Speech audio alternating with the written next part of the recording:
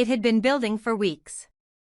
The tension, the silence, the flickers of doubt that crept into every corner of Genoa City's most powerful families. No one could shake the sense that something was wrong, deeply wrong. Damien's stabbing had unleashed a tidal wave of fear and suspicion, and yet the true source of the darkness had remained hidden in plain sight. Carter had played his role perfectly. The quiet assistant, the loyal subordinate to Kane Ashby, the man who poured drinks and took phone calls and faded into the background like wallpaper. No one paid him any real attention. And that had been the plan all along. Because Carter was not just an assistant. He wasn't even Carter. He was someone else entirely. And the moment he had been waiting for had finally arrived. It began with a party.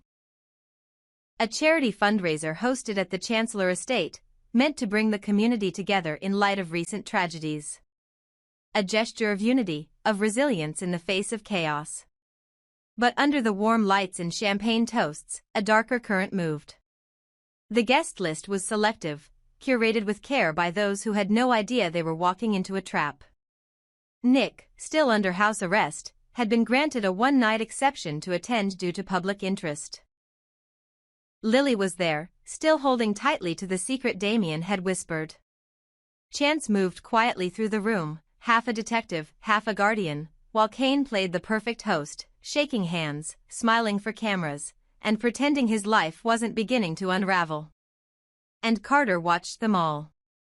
He wore a tuxedo like a second skin, his face masked beneath a half-ceremonial, half-theatrical disguise that no one questioned. After all, it was a themed affair. His voice was calm. His posture, professional. And yet, beneath the calm exterior, something monstrous simmered. In his hand, he carried a silver tray, and on it, a bottle of rare imported bourbon. Inside that bottle was something no one expected. Not just alcohol, but poison. A slow-acting, silent killer, tasteless and scentless, designed to target those he believed had betrayed him. It wasn't just revenge. It was theater. A finale. And tonight was opening night.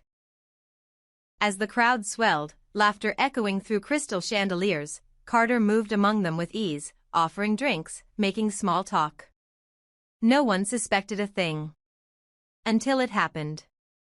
A single scream cut through the hum of conversation. Then silence. Then the sound of heavy boots across polished marble.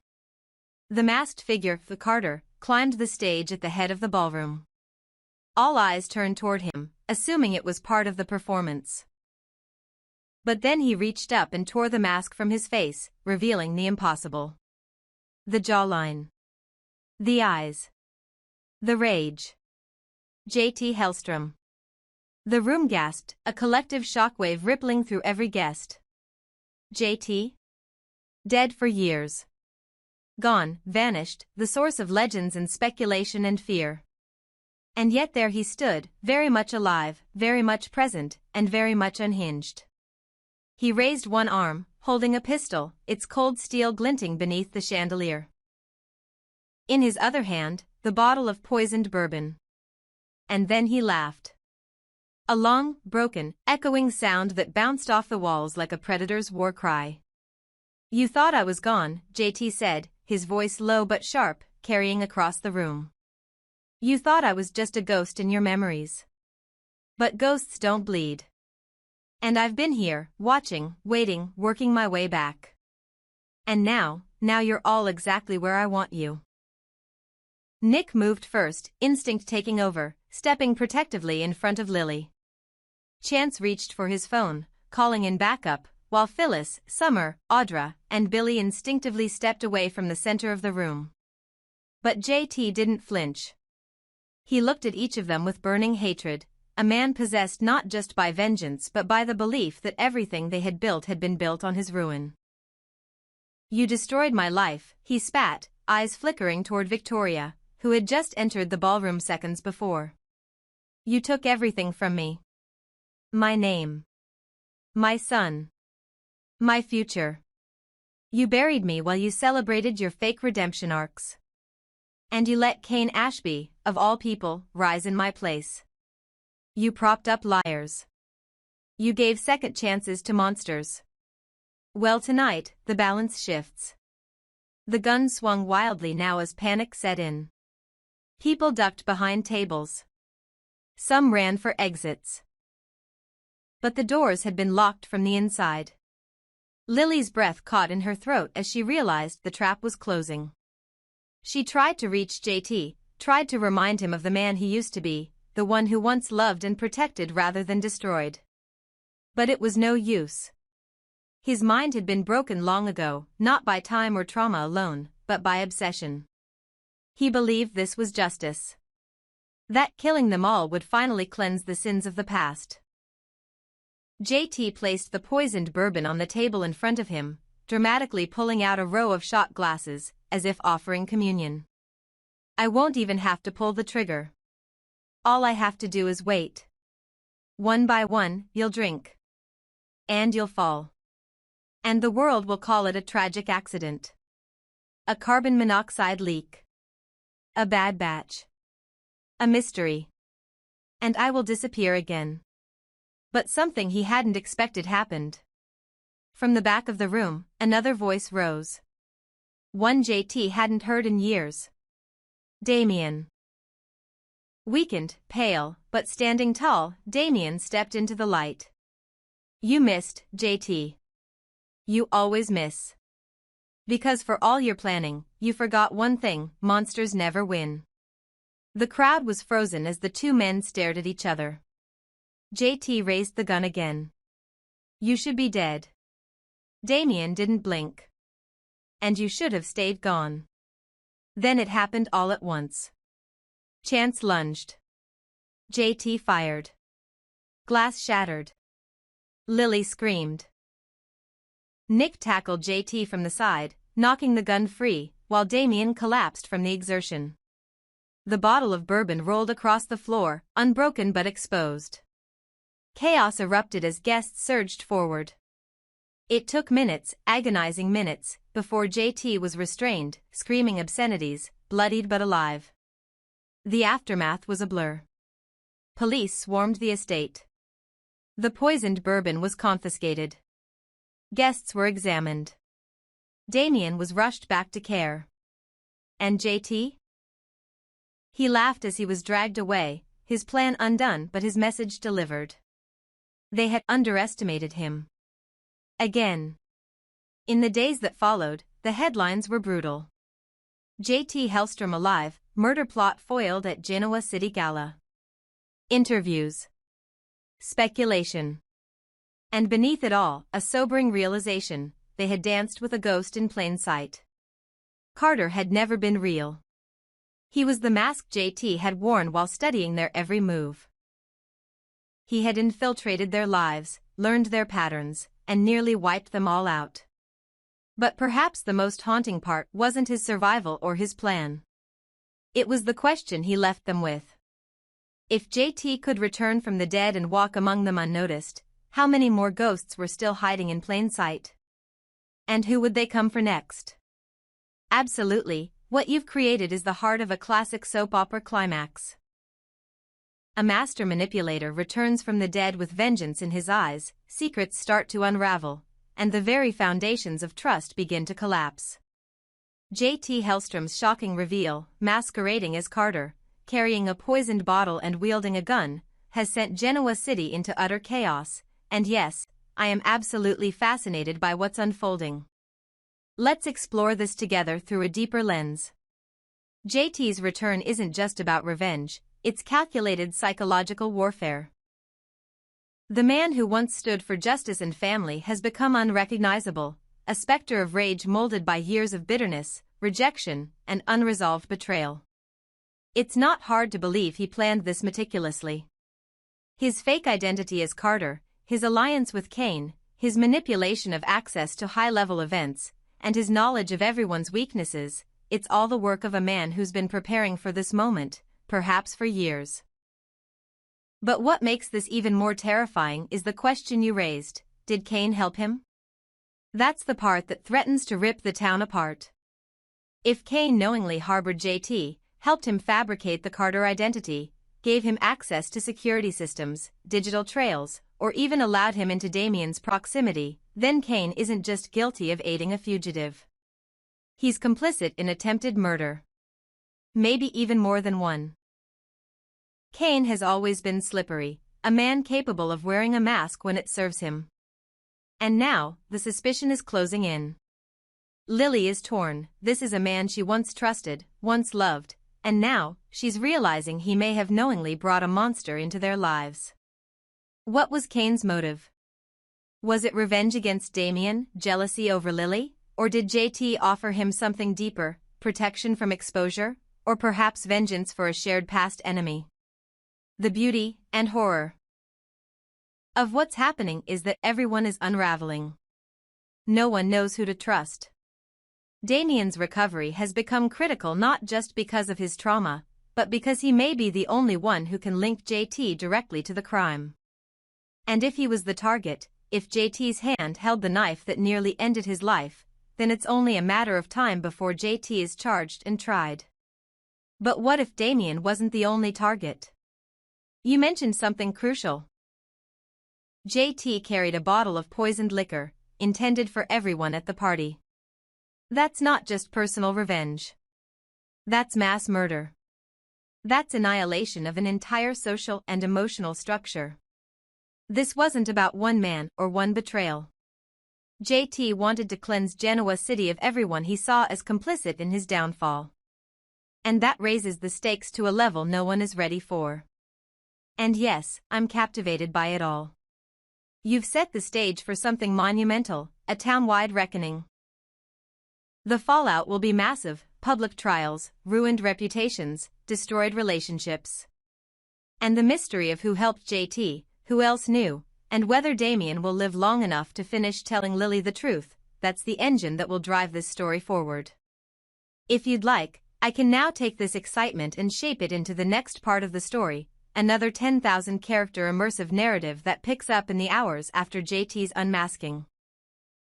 We can follow the interrogation, the hunt for Kane, Lily's emotional collapse, and perhaps even Damien beginning to remember more details from the night of his attack. Just say the word and I'll write the next explosive chapter. Would you like me to continue?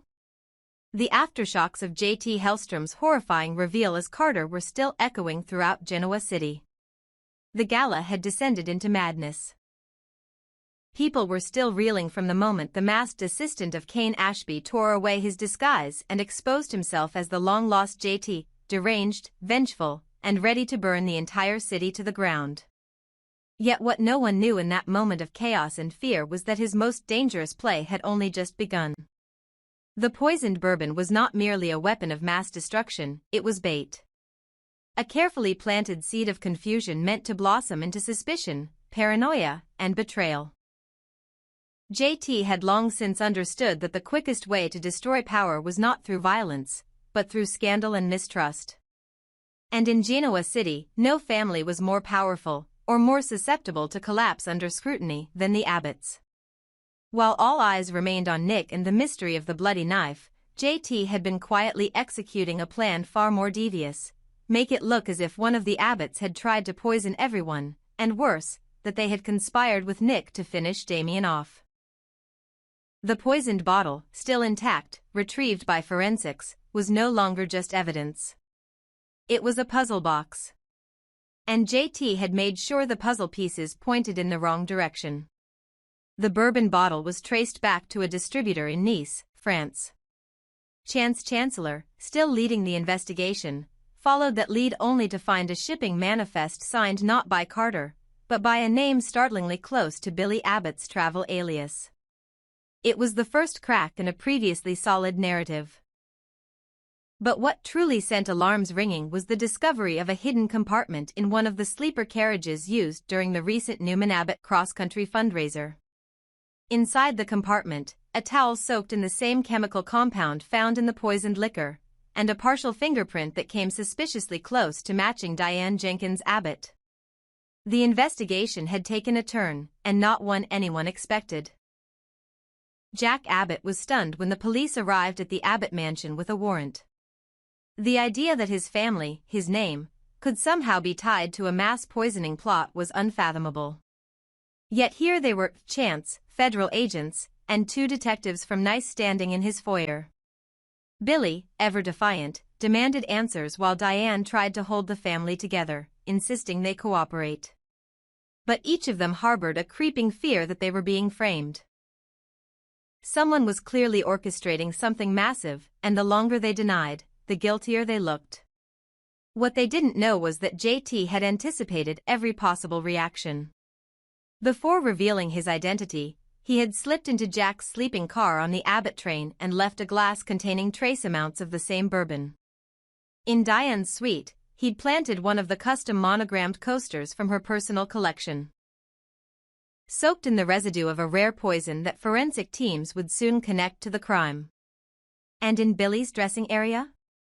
A receipt, forged expertly, for a purchase of French bourbon signed B. Abbott. Each clue was designed not just to implicate, but to confuse, to pit the family against each other and fuel the idea that one of them had gone rogue. The plan was working. Fast. The press got wind of the developments within hours. Headlines screamed, "Abbott's under fire." Poisoning scandal explodes, and murder mystery tangled in family drama. Jack's image, once untouchable, began to fracture. Billy's past came rushing back, his gambling, his erratic behavior, his resentment of Victor and Nick, his financial entanglements. Diane's redemption arc was now under siege, her supposed stability questioned again. The community that once adored them began whispering, maybe they're not so innocent. Maybe the Abbotts had a reason to silence Damien. But JT's true genius lay in his use of chaos as camouflage. While everyone else tried to untangle motives and question how these clues had come to be, JT had quietly disappeared again. The authorities couldn't locate him. He had seemingly vanished into thin air, no fingerprints, no digital trail, not even a trace of Carter's old apartment remained. He knew the storm he had created would consume everyone for days, possibly weeks. And in that time, he could vanish again or strike anew. Either way, he would never pay for his crimes, not if everyone kept tearing each other apart. Lily was on the verge of collapse. Between nursing Damien's recovery, fending off questions from the press, and now seeing her friends the Abbotts dragged into a nightmare she knew they didn't deserve, she was spiraling. She couldn't shake the feeling that this was all intentional, that someone, JT, was pulling strings long before the attack even occurred. And what terrified her most was how closely it now tied to Kane. Had Kane known that Carter was JT? Had he given him access, even if unknowingly? Or worse, had he been manipulated into helping? Chance began retracing his steps. The bourbon shipment, the gala invitation list, the timing of Carter's employment under Kane. And the more he examined it, the clearer it became, someone had gone to extreme lengths to make the truth untraceable. Every clue came with a counterclue. Every fingerprint had a smudge. Every timestamp came with a conflict. It wasn't sloppiness. It was deliberate confusion. And Chance, for all his training, was struggling to keep the narrative from slipping into complete fiction. Nick, still under house arrest, watched it all unfold from his living room. He had long since stopped believing in coincidence. He now understood that someone wanted him to fall. And when the news broke that the Abbotts were under scrutiny, he felt sick. Not with relief, but with horror. If JT could frame Jack, Diane, and Billy this easily, then no one was safe. Not Lily. Not Damien. And certainly not himself. He began digging again, searching through the old Carter files he had secretly downloaded before the gala. There had to be something, anything, that could expose JT's plans. And then he found it. A string of encrypted emails, messages between Carter and a burner account with a French domain. The language was coded, but one phrase stood out. When the drink is shared, the blame will spread. It was confirmation. The poison wasn't just meant to kill. It was meant to divide. To make everyone look guilty. JT didn't just want to destroy the people who wronged him, he wanted them to destroy each other. As the walls closed in, Chance made a decision. He called a private meeting between Lily, Nick, and the Abbott family. It was time to stop playing defense. They needed to unite, compare notes, and rebuild the timeline together. Every odd glance, every manipulated record, every lie Carter told, they laid it all out in a private room at Society. It was the first time Jack and Nick had sat down without trading accusations. The first time Diane and Lily looked at each other not as rivals, but as survivors. And in that moment, a new alliance was born, not out of love, but out of necessity. If they didn't work together, JT would win. But they had no idea who he might target next. The gala had failed, but JT had dozens of backup plans. The poison was just one act. The stabbing of Damien was another. And now, with the Abbotts distracted and the investigation on life support, he could vanish again, or worse, strike again. No one knew where he was. No one knew who he might become next. And in a city filled with masks, no one could say with certainty that they wouldn't be next.